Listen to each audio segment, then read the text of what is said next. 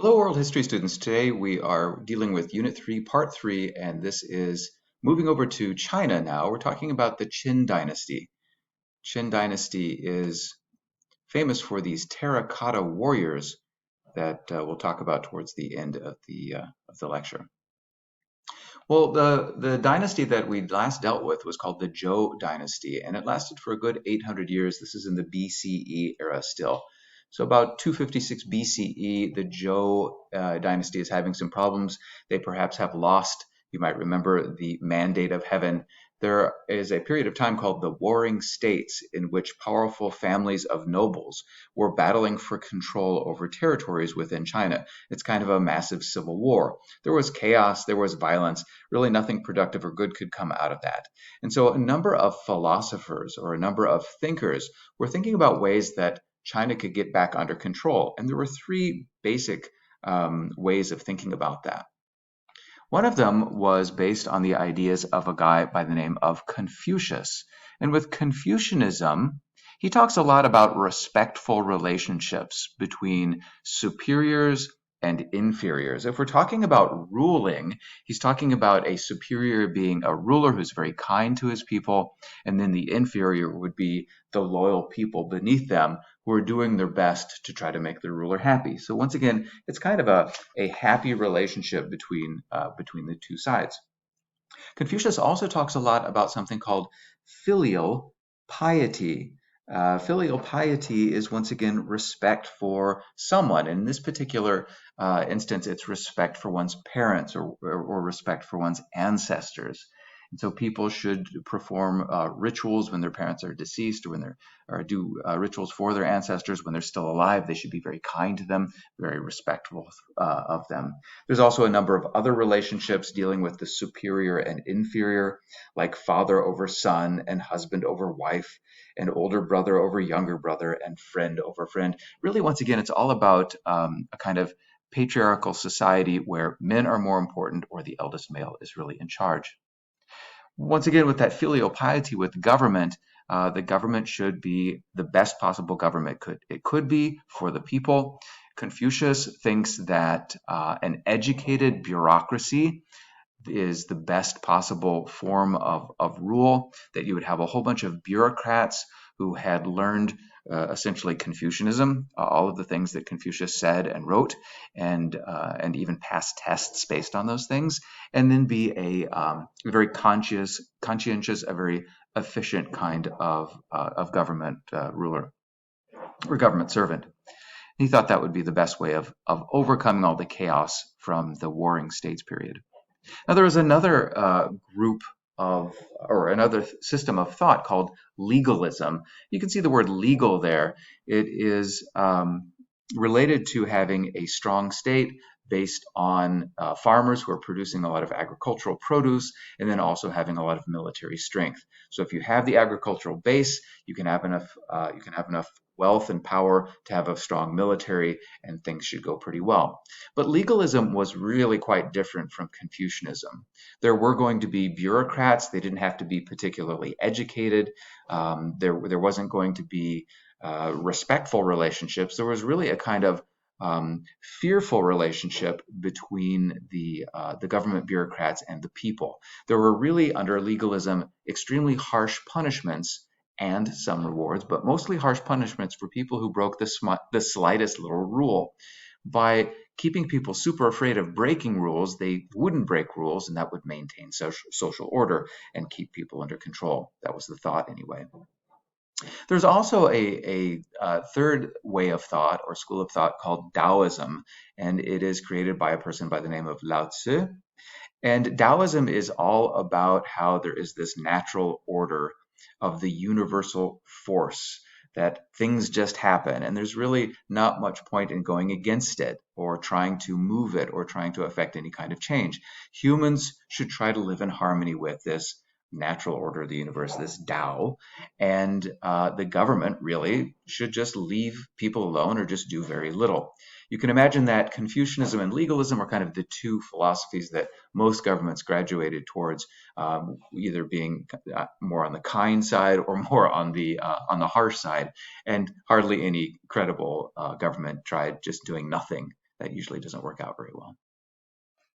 Well, the Qin dynasty, as I said, it is actually a very short dynasty. It only lasts from 221 to 206 BCE. It's basically one guy's reign. It replaces the Zhou dynasty, as I said, at the end of, or during this warring states period. And it really becomes China's first empire because the ruler of the Qin dynasty, Qin Shi Huangdi, is able to conquer a whole lot of land, many different territories, and start a system of autocracy. Shi Huangdi is it's the gentleman's name once again. And he conquers other warring states. He gets control over all of the territories that he wanted to. And then he wants to control the nobility as well. These high-ranking families who had started the Warring States period or were supporting different factions of the Warring States, he wants to control them, not let them hang out in the countryside making trouble. He forces them to come live in the capital. He uproots more than 100,000 people and forces them to live there and seizes their land when they are not in the countryside any longer. He also sent out a bunch of bureaucrats. The officials of the Qin dynasty were sent to rule instead of the nobles, and he divided up his territories into 36 districts. And he was very efficient or very good at controlling the countryside in this way. He establishes what we call an autocracy, or a government with unlimited power, one person in charge, one person with absolute control. And he uses legalism, that system of very harsh punishments and some rewards, to keep social order.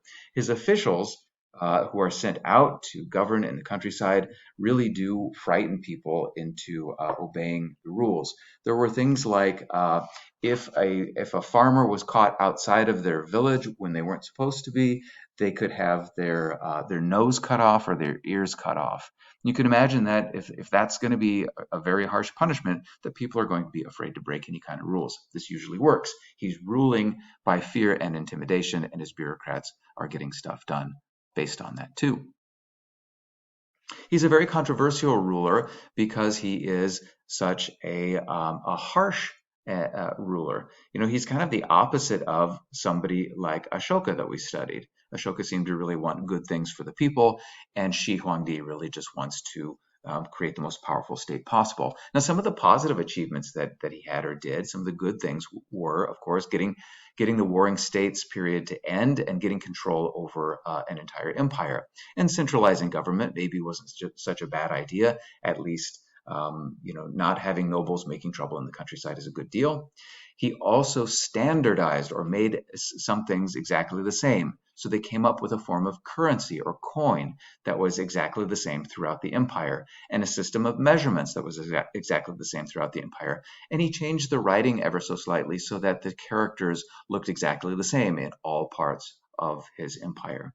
He also went to war a lot with outsiders, people outside of his territory, and to try to keep the people who lived to the north and slightly to the west from invading all the time. He built some sections of the Great Wall, or had sections of the Great Wall built with peasant labor. At this period of time, too, under Shi Huangdi, the Chinese started using a compass to find out which direction they're traveling in. They were improving their map-making skills, and they even came up with the idea of a ship's rudder to be able to steer it. Also, and this is really quite critical for China, they started to create a very complex road network that eventually would be called the Silk Roads and allow the Chinese to trade with many other people. Now, Shi Huangdi, as I said, was a controversial ruler, and so he was really quite hated by nobles and scholars and peasants. There were really a lot of people who hated him. The nobles hated him because he controlled them absolutely, because he forced them to leave their lands, seized their lands, and made them live in the capital. The scholars really hated him because part of the legalism that they were doing was getting rid of any other ideas other than legalism. For example, getting rid of Confucian books or Confucian poetry. And so they started to try to find all of the books by Confucius or with Confucian ideas, and they burned them. And when some of the scholars protested about that, they said, look, we're just, educated people and we want to be able to discuss things. He actually had hundreds of scholars buried alive. It's a kind of a gruesome way to execute people.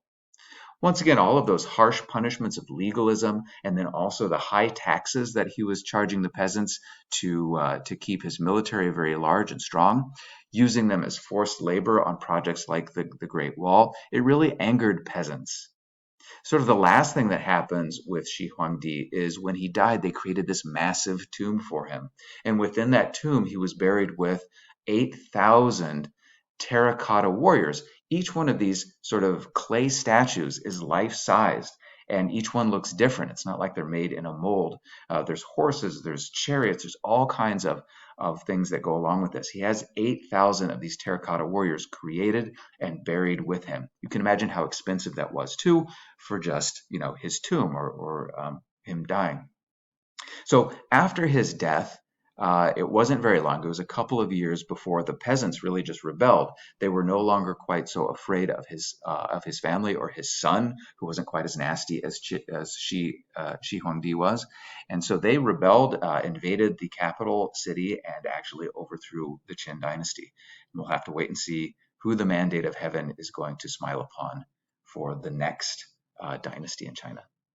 Hope you enjoyed it. I hope I got everything that you needed for the EQs. Thanks so much. Bye bye.